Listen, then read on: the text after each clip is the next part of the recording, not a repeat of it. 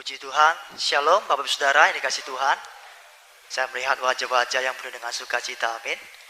Karena kita percaya bahwa Tuhan hadir di tengah-tengah kita pada pagi hari ini. Firman Tuhan berkata, 2-3 orang berkumpul dalam nama Tuhan, maka Tuhan hadir. Dan saya percaya ketika Tuhan hadir, maka sesuatu yang luar biasa pasti terjadi, amin. Nah, Bapak Saudara, mungkin beberapa waktu lalu saya sudah hadir di hadapan Bapak Ibu untuk menyampaikan firman Tuhan. Tapi satu hal saya lupa, memperkenalkan diri saya. Oleh sebab itu, pagi hari ini saya akan memperkenalkan diri saya. Tidak kenal maka tidak sayang, gitu ya. Saya rindu disayangi oleh Bapak Ibu Saudara. Nama saya Yosua Sibarani. Saya adalah seorang pelayan Tuhan. Saya seorang dosen teologi di Sekolah Tinggi Teologi Happy Family. Saya pelayanan di Happy Family Center dan Gereja Pantai Kosta Pusat Surabaya, gitu ya.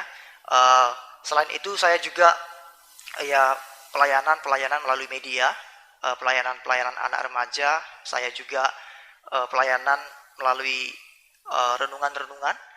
Lalu saya juga sudah menikah, memiliki seorang istri dan memang hanya satu. Nama istri saya Evianti. Baik, Bapak Saudara, nanti selanjutnya kita bisa saling berkenalan. Dan saya percaya Bapak Saudara sudah siap untuk mendengarkan firman Tuhan, amin. Nah, Bapak Saudara, hari ini kita akan belajar, saya berikan judul 3 Causes of Temptation. 3 penyebab pencobaan. Nah, Bapak Saudara, Tuhan Yesus pernah mengajarkan kepada murid-muridnya tentang berdoa. Yang kita kenal dengan sebutan doa Bapa Kami. Di dalam Matius pasal 6 ayat 13 Tuhan berkata demikian, dan janganlah membawa kami ke dalam pencobaan, tetapi lepaskanlah kami daripada yang jahat. Yesus mengajarkan kalau kamu berdoa, katakanlah, janganlah membawa kami ke dalam pencobaan, tetapi lepaskanlah kami daripada yang jahat. Tuhan mengajarkan kepada murid-muridnya pada waktu itu, kalau berdoa jangan lupa katakan kepada Allah Bapa, supaya tidak membawa kita masuk ke dalam pencobaan. Dan di dalam Matius pasal 26 ayat 41, Bapak Saudara, Tuhan pun pernah menegur murid-muridnya yang ketiduran saat Yesus berdoa. Ketika Tuhan ada di sebuah bukit, Tuhan berdoa, dia lihat murid-muridnya sedang ketiduran, dia bangunkan. Murid-muridnya bangun. Yesus pergi lagi berdoa. Dia kembali kepada murid-muridnya dan dia lihat murid-muridnya pun tertidur. Lalu Tuhan berkata, Matius 26 ayat 41, berjaga-jagalah dan berdoalah supaya apa? Kamu jangan jatuh ke dalam pencobaan. Roh memang penurut tetapi daging lemah. Bapak Ibu Saudara, kalau dari sini kita lihat di dalam Matius pasal 6 sampai Matius pasal 26, Tuhan itu beberapa kali mengajarkan tentang pencobaan. Dari sini kita memahami bahwa Tuhan Yesus tahu murid-muridnya kelak akan mengalami pencobaan. Pencobaan yang tidak biasa. Dan itu terjadi, Bapak Saudara. Apa buktinya?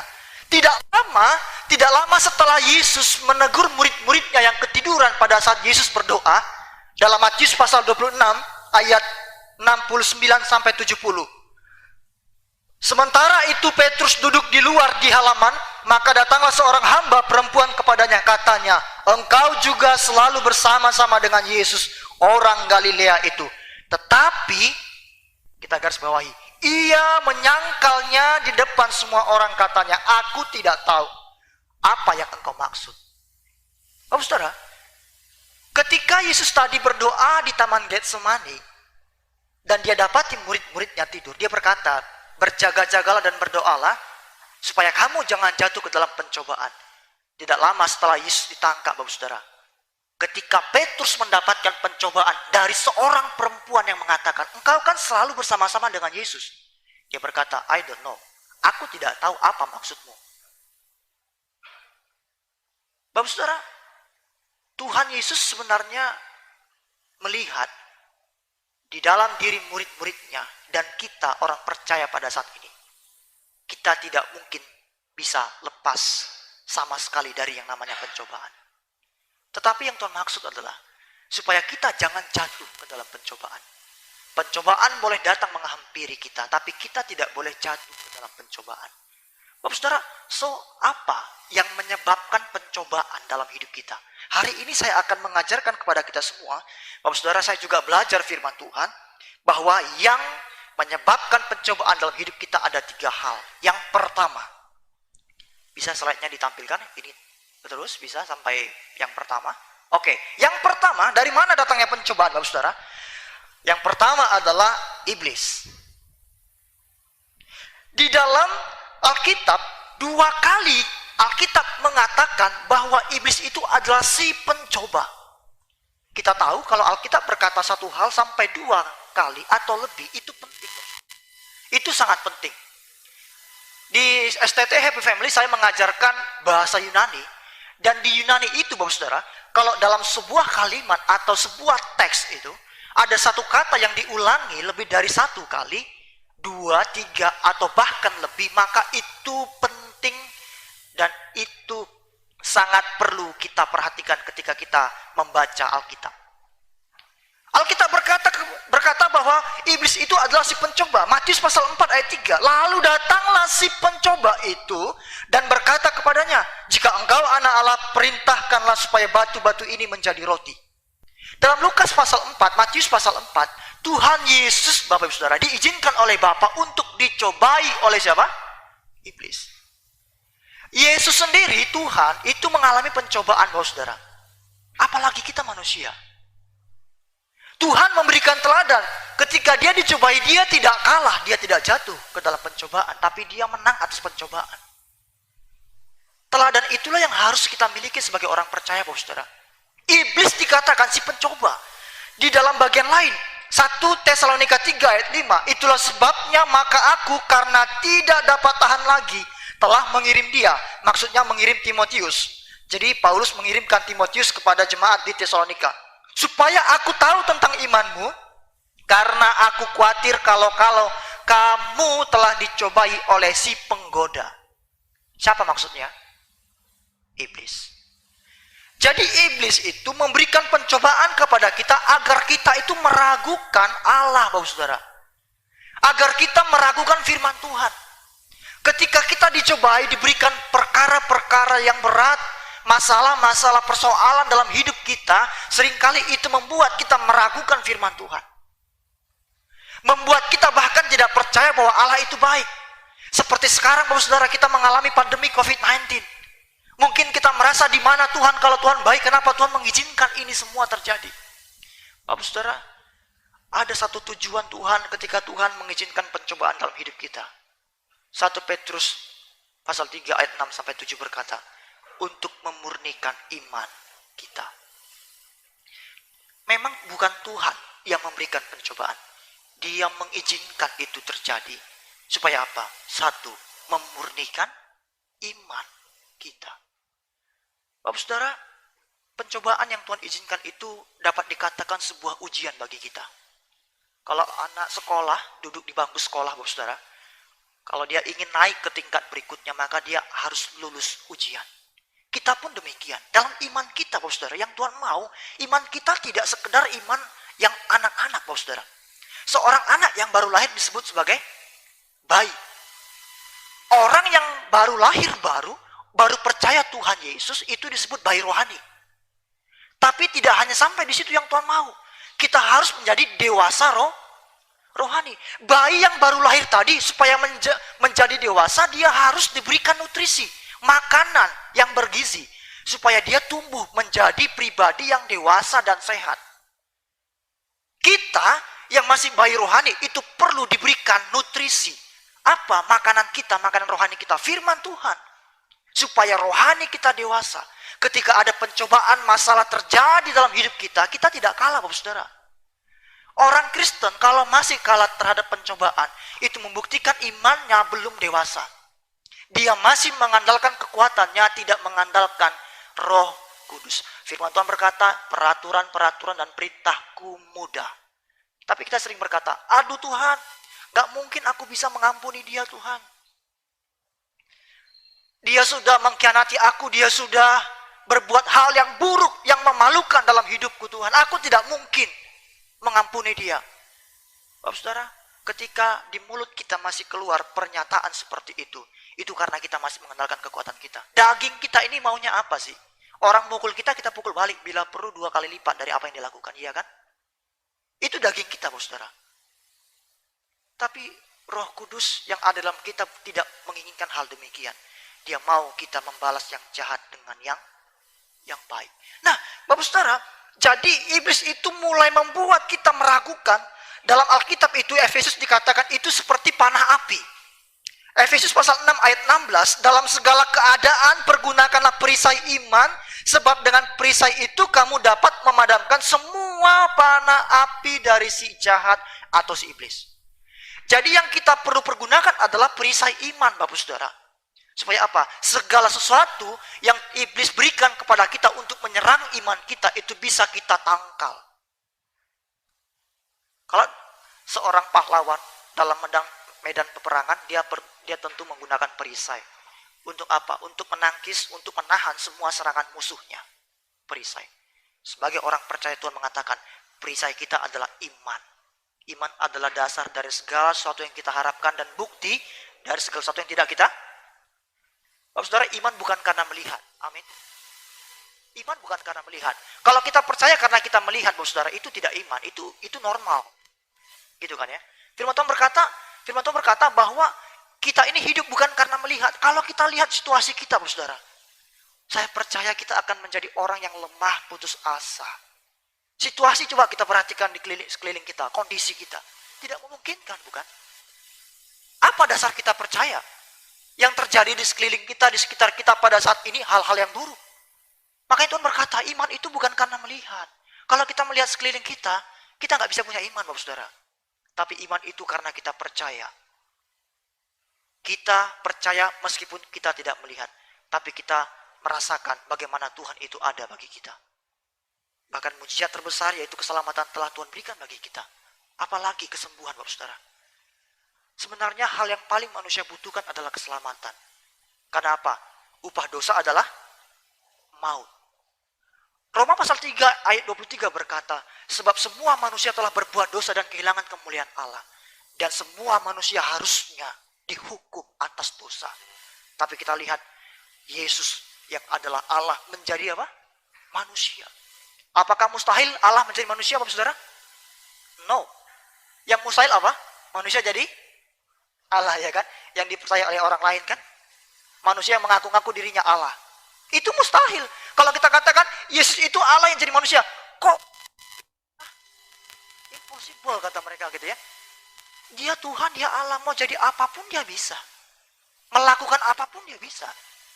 Jadi iman kita ini, Bapak Saudara, itulah adalah iman yang dapat dibuktikan, bukan iman yang berisi omong kosong, tidak. Kekristenan itu adalah kepercayaan yang sungguh-sungguh dapat dibuktikan dan ada saksi-saksinya. Luar biasa, Bapak Saudara. Itu sebabnya, Bapak Saudara, mari kita jangan sampai kita lemah, kita gunakan perisai iman supaya kita dapat menangkal apa? Panah api dari si jahat yang membuat kita tadi meragukan Tuhan dan meragukan firman Tuhan. Di dalam Lukas pasal 13, pasal 4 ayat 13, dikatakan bahwa iblis itu bekerja setiap saat untuk menjatuhkan kita, Bapak Saudara. Perhatikan ya, kalau kita mungkin seringkali libur gitu ya, cuti kerja gitu kan. Kita bisa cuti kerja, kita bisa istirahat, tapi lihat ya, iblis tidak pernah istirahat untuk menjatuhkan kita. Apa buktinya? Lukas 4 ayat 13. Sesudah iblis mengakhiri semua pencobaan itu, ketika dia selesai mencoba Yesus dan Yesus mengalahkan iblis, lalu Alkitab berkata, berjalan, dikatakan ia mundur, iblis mundur daripada Yesus dan apa? Menunggu waktu yang baik. Lukas 4 ayat 13. Ketika iblis tahu bahwa dia itu telah dikalahkan oleh Yesus, Bapak Saudara, dia memang mundur. Dia mundur, tapi Alkitab berkata dan menunggu waktu yang baik. Dia mencari-cari kapan Yesus itu dapat dicobai lagi oleh dia. Dan tidak ada lagi kesempatan bagi iblis untuk mencobai Yesus. Dan sekarang kita orang percaya pun, iblis sedang menunggu waktu yang baik untuk mencobai kita. Membawa kita jatuh ke dalam pencobaan. Bapak Saudara, jadi kita perhatikan. Iblis itu tidak pernah lengah. Bahkan 1 Petrus 5 ayat 8 berkata demikian. Sadarlah dan berjaga-jagalah, lawanmu si iblis berkeliling apa? Sama seperti singa yang mengaum-aum dan mencari orang yang dapat ditelannya. Iblis itu digambarkan seperti seekor singa yang mengaum-ngaum mencari mangsa yang dapat ditelannya. Bapak Saudara, coba kita perhatikan video berikut ini. Mungkin ini bisa menjadi gambaran ilustrasi bagi kita bagaimana iblis itu digambarkan seperti seekor singa. Saya persilakan multimedia bisa memutarnya. Bisa perhatikan di depan Bapak Saudara.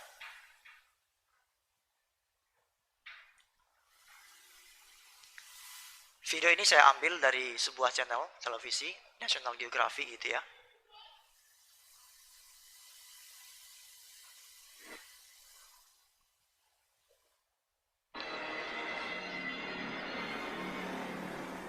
From the ashes of a crumbling empire, a phoenix rises.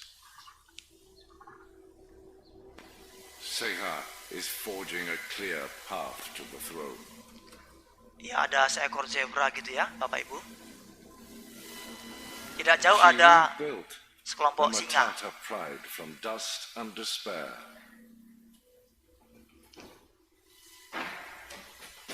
Nah, dia mengintip ya.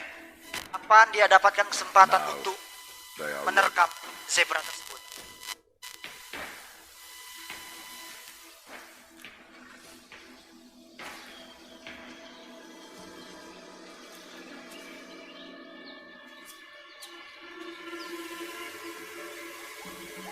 Perhatikan, dia berjalan dengan pelan,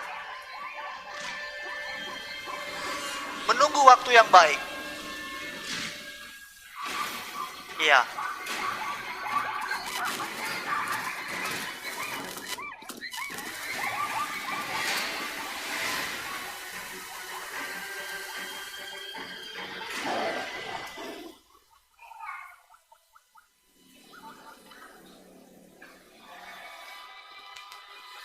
Ya, dia gagal. Tapi dia akan berusaha terus, Bapak Saudara.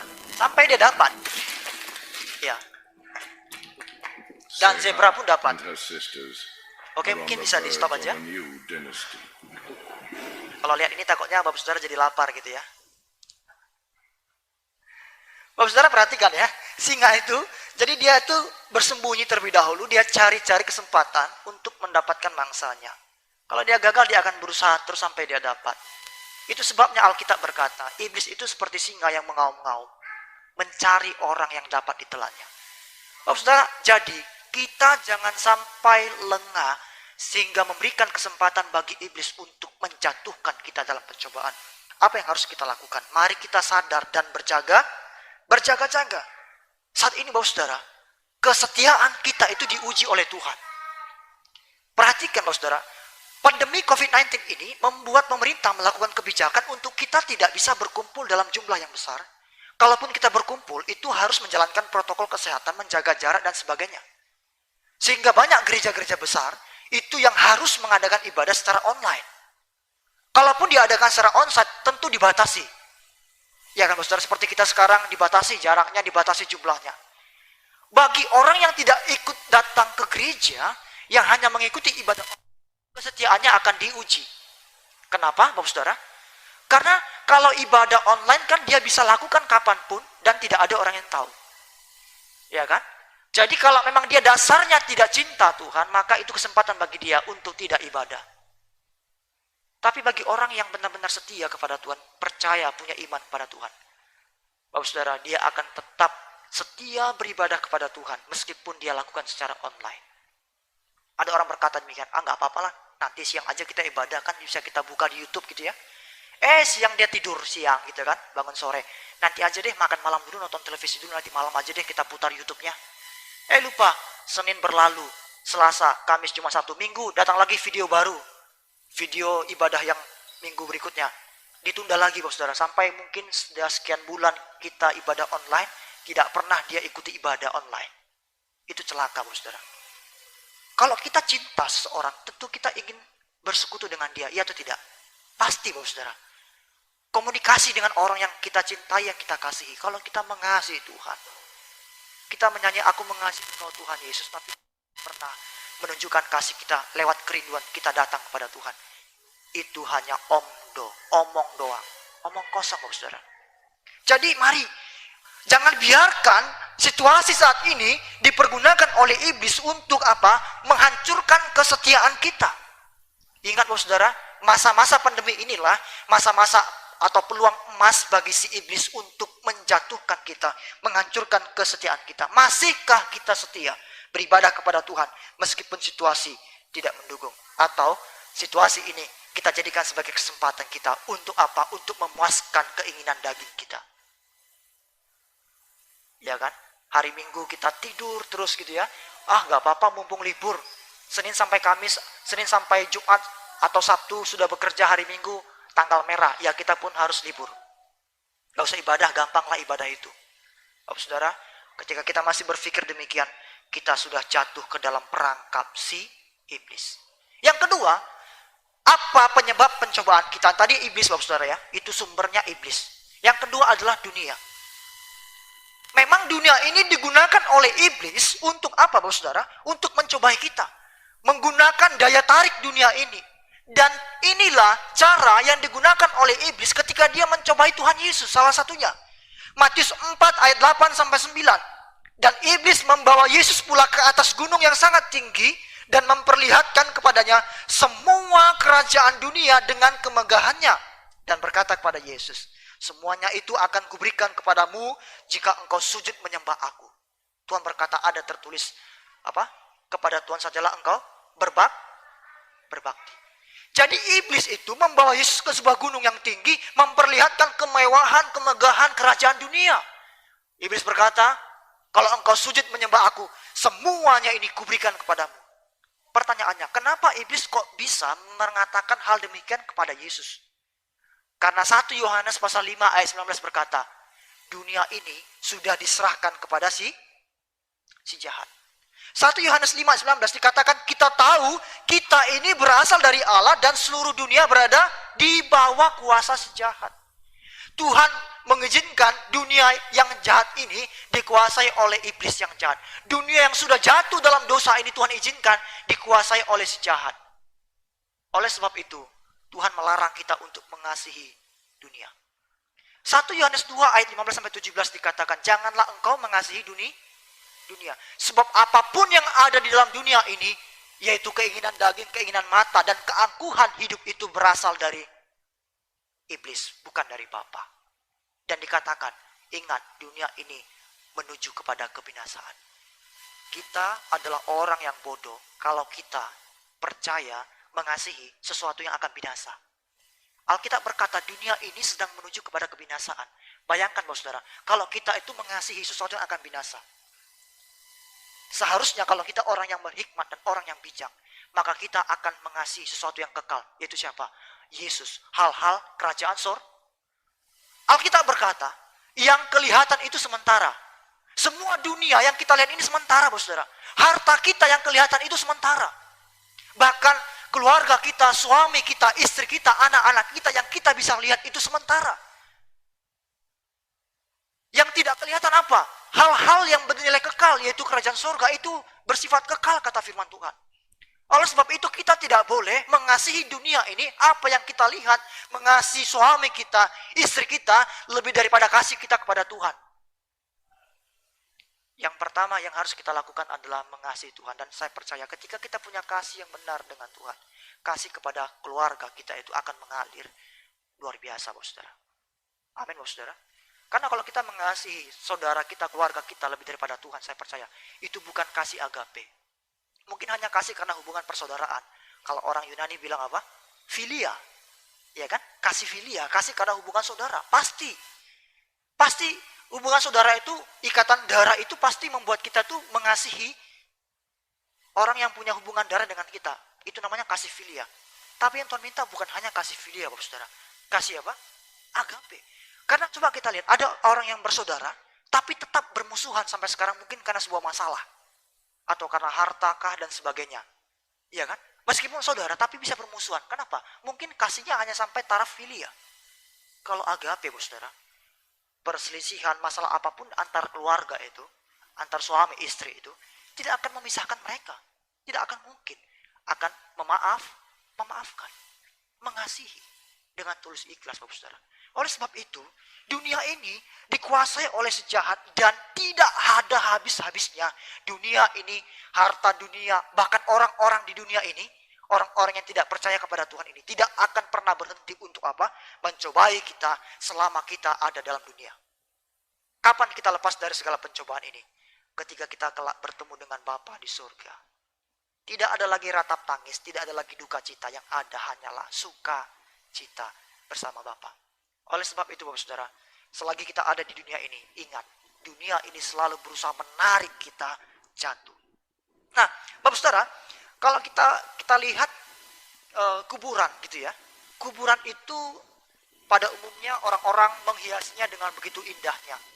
Kuburan dibangun menggunakan bahan-bahan yang bagus gitu ya. Sebagai tempat peristirahatan terakhir katanya. Mungkin kuburannya lebih bagus daripada rumahnya gitu ya, selama dia hidup gitu kan ya. Jadi kuburannya dibangun menggunakan marmer. Mungkin waktu dia hidup justru dia tinggal di sebuah rumah yang terbuat dari kayu atau beton biasa, tapi kuburannya dari marmer yang berkilau. Ditanami bunga, mungkin rumahnya dulu tidak ada bunga gitu ya. Keluarga pun tidak pernah mungkin ngasih bunga, tapi waktu meninggal banyak orang datang memberikan bunga, gitu kan Saudara ya. Di luarnya begitu indah sekali, tapi kalau kita gali di dalamnya busuk. Ya kan? Yang ada adalah bangkai. Kalau sudah waktu lama, firman Tuhan berkata, tubuh kita akan kembali menjadi karena dari situlah berasalnya. Tapi roh kita kepada siapa? Tuhan yang mengarunia. Jadi orang yang meninggal, saudara, nggak ada lagi hubungannya dengan kita. Jadi jangan bilang ketika ada anggota keluarga kita meninggal, aku lihat roh engkongku di dapur, di kamar mandi. Itu bukan roh nenek atau kakek kita. Itu adalah pekerjaan iblis yang menyerupai nenek atau kakek kita. Jadi jangan pernah, karena apa? Alkitab berkata, ketika seseorang itu putus nyawanya, ya, maka roh itu, jiwa itu kembali kepada Bapa yang mengaruniakan, tapi tubuh kembali kepada tanah. Dunia itu seperti kuburan itu, saudara. Di luarnya indah, tapi di dalamnya hancur. Maka kita akan Kita akan terperangkap dan kita nggak bisa keluar lagi. Jadi jangan pernah mau dipikat oleh keindahan dunia. Bapak Saudara, apa yang harus kita lakukan? Yang kita lakukan adalah jangan mencintai harta dunia. Contohnya apa? Berbuat curang atau korupsi untuk mendapatkan kekayaan. Alkitab berkata, akar dari segala kejahatan apa? Cinta uang, bukan uangnya. Kita butuh uang, Bapak Saudara. Kalau gereja ini tidak memiliki uang, Bapak Saudara, kita nggak bisa beribadah seperti saat ini. Segala sarana dan prasarana yang diperlukan itu memerlukan uang. Tapi yang jahat itu adalah cinta uang. Uangnya nggak salah. Seringkali orang menyalahkan uangnya. Ya itu gara-gara saya punya harta saya itu jahat, itu memang dipakai iblis. Bukan. Tapi karena kita yang cinta uang. Jangan, Bapak Saudara, jangan sampai kita itu melakukan hal-hal yang tidak berkenan kepada Tuhan hanya untuk mendapatkan kekayaan dunia. Firman Tuhan berkata, apa gunanya seorang memperoleh harta di dunia ini tapi kehilangan nyawa? Apa gunanya? Harusnya yang kita utamakan apa? Keselamatan jiwa kita, hidup kita. Firman Tuhan berkata, jangan khawatir akan apa yang kamu makan, kamu pakai, ya kan? Karena apa? Kalau orang khawatir, Bapak Saudara, itu dicari oleh orang bangsa-bangsa yang tidak mengenal Allah. Tapi kamu, kata Yesus, Bapamu di surga tahu, kamu semua membutuhkan semuanya itu. Tuhan berkata, kita tidak perlu khawatir akan apa yang kita butuhkan. Sebab apa? Sebab kalau kita mengutamakan Tuhan, carilah dahulu kerajaan Allah dan kebenarannya. Maka apa? Yang kita butuhkan tadi, akan Tuhan berikan bagi kita. Oleh sebab itu, saudara, jangan pernah tergoda untuk menjadi orang yang kaya menurut dunia dengan melakukan hal-hal yang tidak baik. Tapi kalau Tuhan memberikan kita harta kekayaan, pengkhotbah berkata, ada orang yang Tuhan berikan karunia memiliki harta, ada yang tidak. Bapak Saudara, setiap orang itu punya bagian masing-masing. Kita tidak boleh memaksakan diri kita. Kalau memang Tuhan memberikan kita porsi sekian, kita tidak boleh iri dengan orang yang punya porsi lebih. Tuhan berikan bagi kita, kita setia melakukannya. Dan Tuhan akan tambah-tambahkan, amin. Itu yang harus kita lakukan, Bapak Saudara. Jadi jangan pernah berbuat curang. Apalagi ciri-ciri orang yang mengasihi dunia. Dia tidak mau mempersembahkan hartanya untuk kemuliaan Tuhan. Bagaimana Pak orang yang mempersembahkan harta untuk kemuliaan Tuhan? Dia akan menggunakan hartanya untuk membantu orang-orang yang membutuhkan. Dia akan memberikan persembahan kepada Tuhan di tempat di mana dia beribadah. Setia melakukannya, saudara. Itu ciri-ciri orang yang menggunakan hartanya untuk kemuliaan Tuhan. Tapi kalau ada orang Kristen yang tidak pernah mau membantu pekerjaan Tuhan di gereja atau hamba-hamba Tuhan yang lain, di mana dia punya harta yang banyak, dia timbun, Alkitab berkata ngengat dan karat akan menghabiskannya. Saudara, jadi kalau kita mengasihi Tuhan, saya percaya apa yang menjadi pekerjaan Tuhan di muka bumi ini, kita pun akan menaruh hati kita untuk itu. Harta kita, jangankan harta, nyawa kita pun akan kita berikan. Oleh sebab itu, saudara, coba kita introspeksi diri kita. Apakah kita masih diikat di mana hartamu berada, di situ hatimu berada? Firman Tuhan berkata, lebih mudah seekor unta masuk lubang daripada seorang kaya masuk kerajaan. Ini bukan bicara tentang semua orang kaya, karena ada banyak orang kaya yang takut dan cinta Tuhan, amin. Ini teguran bagi orang kaya yang menyimpan hartanya untuk diri sendiri dan tidak pernah mau berbagi kepada orang, apalagi kepada Tuhan. Lalu murid-murid berkata, lalu Tuhan siapa yang masuk surga? Mustahil Tuhan, masa seekor unta bisa masuk ke dalam lubang jarum? Tuhan berkata, apa yang tidak mungkin bagi manusia, mungkin bagi Allah. Jadi itu peringatan yang sangat keras kepada orang kaya yang cinta harta, Bapak Saudara. Itu peringatan keras. Unta yang tidak mungkin masuk lubang jarum menurut kita, Tuhan bilang, lebih mudah daripada engkau kaya yang cinta harta, tidak cinta Tuhan, masuk dalam kerajaan surga. Tidak mungkin kamu masuk. Lebih mungkin unta masuk lubang jarum. Bapak Saudara, oleh sebab itu mari kita jangan sampai terpikat oleh keinginan dunia ini. Yang terakhir, yang ketiga, dari mana datangnya pencobaan dalam hidup kita? Yang ketiga adalah daging kita. Daging kita. Bapak Saudara, iblis pun menggunakan keinginan daging ini untuk mencobai kita. Yakobus pasal 1 ayat 14 berkata demikian. Tetapi tiap-tiap orang akan dicobai oleh apa? Keinginannya sendiri. Karena apa? Dia diseret dan dipikat olehnya. Jadi firman Tuhan berkata, ada orang yang dicobai karena keinginannya sendiri. Kalau kita baca Yakobus pasal 1, Bapak Saudara, ya, sampai satu perikop itu habis, maka itu kita bisa melihat bahwa Alkitab berkata, kalau seseorang dicobai, jangan dia berkata pencobaan ini datang dari Tuhan. Karena Tuhan tidak mencobai siapapun. Tapi kadang-kadang manusia itu dicobai oleh keinginannya. Keinginan dagingnya yang membuat dia terseret dan dipikat, tadi kata firman Tuhan. Diseret dan dipikat. Artinya apa? Kalau seseorang diseret itu berarti dia sudah tidak punya lagi daya. Ya atau tidak? Seperti zaman-zaman dulu ketika peperangan terjadi, raja atau pemimpin perang itu ketika dia sudah diseret, Bapak Saudara, itu membuktikan, menandakan dia sudah kalah. Pasukannya, kerajaannya kalah. Karena pemimpin sudah diseret dan tidak punya kuasa atau daya. Ketika kita dikuasai, diseret oleh keinginan daging kita, Bapak Saudara, kita menjadi orang yang kalah, orang yang tidak berdaya. Makanya, Bapak Saudara, firman Tuhan berkata bahwa iblis menggunakan cara ini, yaitu keinginan daging kita, untuk apa? Membuat kita melakukan dosa, jatuh ke dalam dosa melalui perbuatan daging.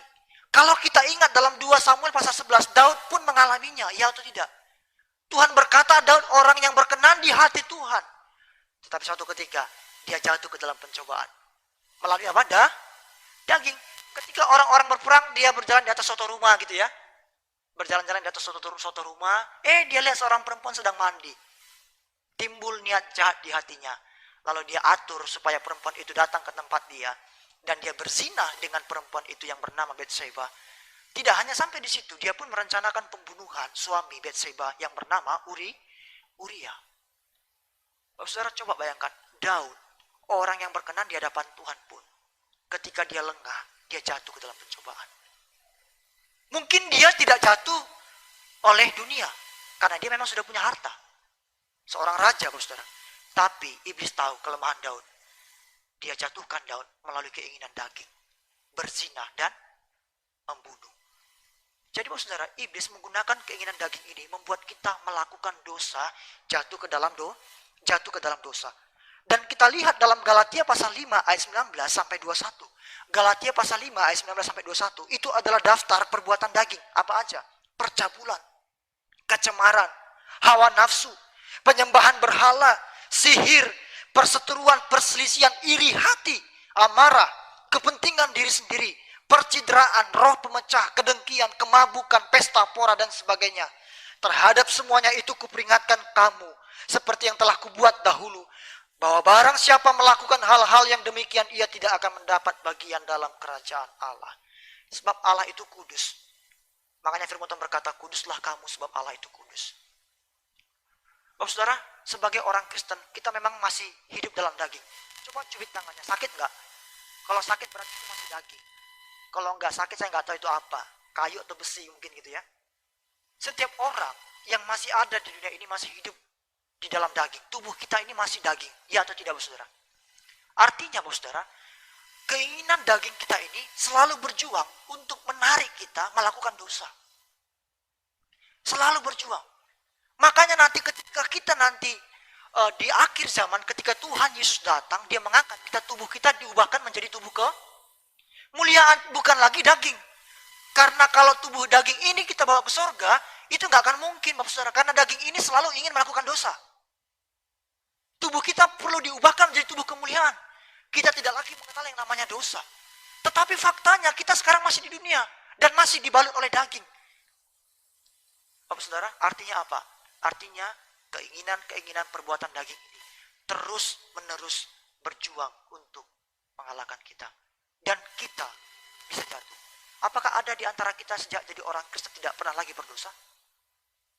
Tidak ada kan, Bapak saudara? Kenapa? Karena memang kita sudah punya natur dosa.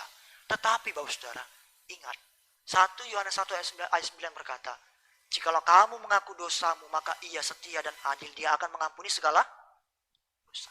Ketika kita jatuh dalam dosa, satu yang Tuhan minta, mengaku dan bertobat, jangan lakukan lagi. Kalau orang Kristen, mengaku Kristen, melakukan satu dosa, lalu dosa berikutnya, terus menerus diulangi, Bapak saudara, tanpa ada kesadaran, Bapak saudara, maka saya bisa pastikan bahwa dia sebenarnya belum memiliki Roh Kudus di dalam hidupnya. Karena apa? Dia hidup dalam dosa. Orang Kristen nggak mungkin hidup dalam dosa, tapi jatuh dalam dosa mungkin bisa. Bisa, tapi tidak Bapak saudara ngerti arti hidup dalam dosa? Ya sudah, gaya hidupnya berdosa sudah. Itu bukan gaya hidup orang Kristen. Nggak mungkin, Bapak saudara. Karena kita anak terang, nggak mungkin lagi melakukan kegelapan, kata firman Tuhan. Bertentangan itu nggak mungkin. Jadi Bapak saudara, oleh sebab itu, ketika kita jatuh dalam dosa, segera bertobat, maka Tuhan akan memulihkan kita. Semerah apapun seperti kain kirmisi, akan putih seperti bulu domba. Merah seperti apa? Kain kesumba, akan putih seperti. Jadi Bapak saudara, semuanya itu akan Tuhan pulihkan, asal kita mau bertobat dan mengaku dosa kita. Bapak saudara, ada satu hal yang menarik. Di Kalimantan itu terkenal dengan penghasil kepiting. Kepiting di Kalimantan itu katanya luar biasa. Bahkan orang sebutkan Kalimantan itu adalah surganya kepiting, Bapak saudara. Apalagi di Kalimantan Utara, ya, di Tarakan itu banyak sekali kepiting, kata Bapak saudara. Ada sini orang Kalimantan? Nah, Bapak saudara, yang menarik itu orang Kalimantan kalau di Eropa orang nangkap kepiting itu menggunakan pancing atau perangkap. Tapi di Kalimantan mereka unik, Bapak saudara. Mereka tidak perlu menggunakan pancing atau perangkap. Nah, biasanya seorang nelayan itu ketika dia menemukan tempat di mana kepiting berada, maka dia akan mengganggu kepiting itu. Dia akan bongkar-bongkar tempat kepiting itu, sehingga kepiting itu akan marah dan melawan dia. Lalu ketika dia marah, dia akan berusaha menjepit tangan atau apa yang dia bisa ini kan, muncul ke atas gitu, saudara. Padahal tadi dia sembunyi karena diganggu, dia akan berusaha muncul ke atas sehingga kelihatan kepitingnya di mana. Jadi dengan demikian maka si nelayan itu akan mudah menangkapnya lalu diikat kepitingnya. Karena kepiting udah marah, dia berani menunjukkan dirinya karena marahnya tadi, saudara, karena diganggu tadi. Kalau kepiting itu tidak marah, dia tidak muncul ke atas permukaan, dia sembunyi, bahkan mungkin dia masuk ke dalam, dia tidak akan tertangkap. Saudara, demikian juga kita. Perbuatan-perbuatan daging Ya, mungkin kemarahan-kemarahan yang kita lakukan, Bapak Saudara, itu justru menjadi cara yang efektif bagi iblis untuk menangkap kita. Tapi kalau kita menjadi orang yang tidak dikalahkan oleh keinginan daging kita, iblis tidak punya kesempatan menangkap kita. Seperti tadi kepiting. Kepiting tadi, Bapak Saudara, kalau dia tidak marah, dia tetap tenang, dia sembunyi ke dalam, dia tidak akan ditangkap oleh si nelayan. Bapak Saudara, oleh sebab itu mari, jangan kita mau dikalahkan oleh keinginan daging kita, tapi kita justru mengalahkan keinginan daging kita bersama dengan Tuhan. Apa caranya? Jangan balas kejahatan dengan kejahatan. Jangan melakukan dosa, perzinahan, kemabukan, pesta pora. Jangan malas berdoa dan membaca Alkitab. Ketika kita malas berdoa, membaca Alkitab, itu berarti daging kita masih menang atas kita. Iya kan? Kalau kita malas berdoa, baca Alkitab, saudara, itu daging kita masih menang. Sekarang kita bisa baca Alkitab dimanapun, iya atau tidak? Kita bisa baca Alkitab menggunakan gadget kita, saudara. Kita nggak perlu bawa Alkitab buku yang besar. Mungkin kita malu gitu ya. Nggak perlu. Kita bisa baca ketika kita istirahat jam kerja, makan siang. Mungkin kita baca 1 ayat, 2 ayat. Bukan berbicara tentang berapa banyak ayat yang kau baca, saudara. Tapi seberapa besar kerinduan Anda untuk membaca firman Tuhan. Itu yang Tuhan lihat. Saya dengan istri setiap malam, setiap hari kita akan baca 2 pasal. Saya juga mengikuti sebuah grup Alkitab, membaca Alkitab 5 pasal 1 hari, saudara. Itu saya lakukan, meskipun sudah baca berulang-ulang saya dan istri, tetap kita lakukan itu. Kita atur disiplin rohani. Ketika kita baca firman Tuhan, kebenaran ada dalam hidup kita, maka saudara, kita akan bisa menghadapi semua masalah dalam hidup kita. Karena firman Tuhan berkata bahwa firman Tuhan itu ya dan amin. Firman Tuhan itu menjadi apa? Pelita bagi kaki kita, terang bagi jalan kita. Sehingga kita bisa melangkah ke jalan yang benar, bukan kepada kesesatan. Oleh sebab itu, saudara, mari kalau Anda sampai saat ini masih malas berdoa, membaca Alkitab, katakan kepada Tuhan hari ini, Tuhan, aku mau mengalahkan keinginan dagingku untuk lebih lagi mau belajar firman Tuhan. Saudara, mungkin sulit membaca 1 pasal, silakan baca 1 perikop. Mungkin sulit baca 1 ayat. Mungkin saudara juga merasa terlalu sulit membaca, mungkin bagian tidak bisa membaca. Sekarang ada Alkitab audio. Ada renungan singkat, saudara. Saya aktif sekali membuat renungan singkat yang saya upload di Instagram saya upload di YouTube saya, saudara. Harapan saya apa? Orang-orang bisa yang tidak mendengar, yang tidak sempat membaca, mungkin yang sulit membaca, itu bisa mendengarkan firman Tuhan. Itu kerinduan saya, saudara. Oleh sebab itu, saudara, jangan sampai daging ini mengalahkan kita. Yakobus pasal 1 ayat 13 ini sebagai ayat terakhir. Yakobus pasal 1 ayat 13, apabila seorang dicobai, janganlah ia berkata, pencobaan ini datang dari siapa? Jadi jangan kita berkata pencobaan ini datang dari Allah, sebab Allah tidak dapat dicobai oleh yang jahat, dan ia sendiri tidak mencobai siapapun. Alkitab berkata, Tuhan tidak pernah mencobai siapapun. Dalam bahasa Yunani ketika saya selidiki, Bapak Saudara, Allah tidak dapat dicobai itu menggunakan kata apeirastos. Apeirastos itu berasal dari 2 kata, yaitu apa? A dan perasmos. A itu artinya tidak, perasmos itu artinya pencobaan. Jadi artinya Tuhan itu bersifat tidak cobaan. Tuhan tidak pernah bersentuhan dengan namanya cobaan. Apalagi mau mencobai, coba. Dalam atribut Allah itu tidak ada yang namanya cobaan. Tidak ada, saudara. Apalagi dia mau mencobai. Yang ada hanya apa? Kasih, kebenaran, kekekalan, kedaulatan. Itu yang Tuhan punya. Dia tidak punya yang namanya pencobaan. Tapi memang Tuhan masih mengizinkan pencobaan itu menghampiri kita. Untuk apa? Memurnikan iman kita. Oleh sebab itu, saudara, mari kita berjaga-jaga dan berdoa. Jangan sampai kita jatuh ke dalam pencobaan dan kalah terhadap pencobaan.